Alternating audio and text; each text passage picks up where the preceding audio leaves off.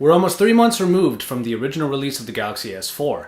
Now, I was there when it was unveiled at the Unpacked media event in New York, and I got a chance to review the new smartphone before it even hit store shelves. And since then, I've been using the Galaxy S4 on the daily. But do I feel the same now as I did before? Hey, it's Joshua Vergara from Android Authority. What's going on, everybody? And this is the Samsung Galaxy S4, after the hype. Let's begin with how I first felt and still feel about the S4. For a phone with a 5-inch screen, it's one of the easiest to handle. A replaceable battery and expandable memory are obvious pluses. As far as all of the new features were concerned, I thought they were all great new ways of doing tasks we've done before. Were they all practical? Well, even back then I knew some of them were more like gimmicks than real game changers. And when it came to TouchWiz, I was never actually a fan of it as a user interface. But on a bigger screen, I thought it actually worked better. So, I had a phone that was both new and very familiar. I've played plenty of games on it and haven't had any problems. Speed has never been an issue on the S4, and I've only counted 2 times total that it has ever crashed on me. Okay, a little bit of disclosure here. I was never actually a Galaxy S3 owner. I was very familiar with it though. So a lot of the stuff that might have returned in the S4 did actually seem somewhat new to me. Multi-window and some of the gestures all worked awesomely, and along with the new stuff, the S4 turned out to be a really jam-packed device. And for a while, I used all of those features. Especially hand gestures. Website reading was done in a better, lazy fashion when I could wave my hand while it was on the table. AirView helped me zoom into elements on web pages, and YouTube viewing was enhanced by the Smart Pause function, especially when I got distracted. But the rest? Yeah, they lost their usefulness within the first few weeks. The Smart Scroll especially.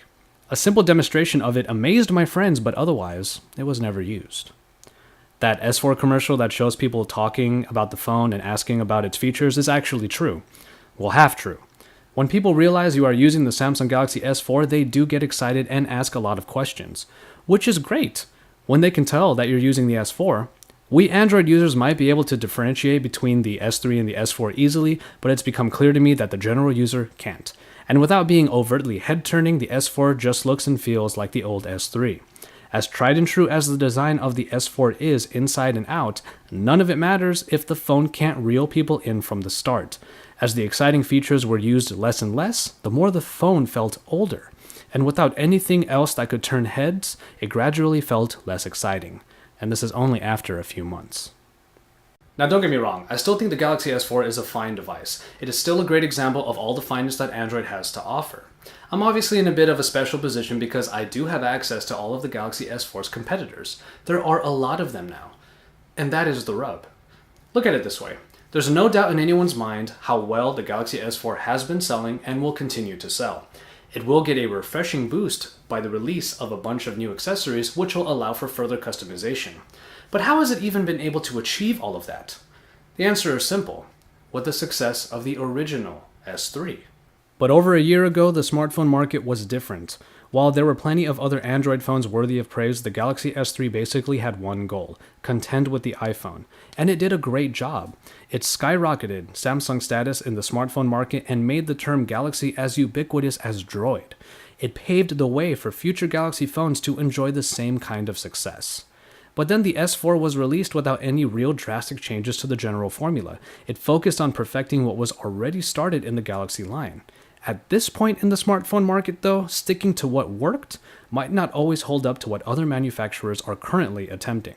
It's no longer about just contending with the iPhone, it's about keeping up with all those other players that more easily represent change. I don't fear that the Galaxy S4 will fade into obscurity. That's quite impossible with how huge Samsung is. What I can admit is that even as a big S4 supporter, I soon started to experience phone envy. 1 year ago, that might not have been as possible with the S3. But now, it's not quite so lonely at the top. The HTC One, the Sony Xperia line, and even lesser-known phones like the Oppo Find 5 are looming in the shadows. So, do I still love the Samsung Galaxy S4? Well, yeah, I do. It's fast, reliable, and it can still be a very exciting device. I use it every day because of its familiarity and because it's as reliable now as it was when I first got my hands on it. It's just that the extras don't really excite me as much anymore.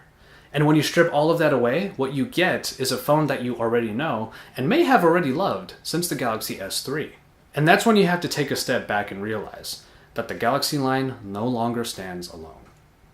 Okay, I'm not telling you to go out there and buy multiple devices. That's obviously not what I'm trying to do here. But the takeaway here is play the field. If the Galaxy S4 offers you everything you need and it will keep you engaged and happy, more power to you.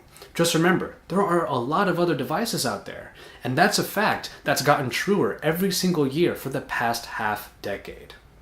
And you know what? That's what's awesome. Thank you very much for watching, and make sure you stay tuned to Android Authority for all of the best Android coverage, because we're your source for all things Android.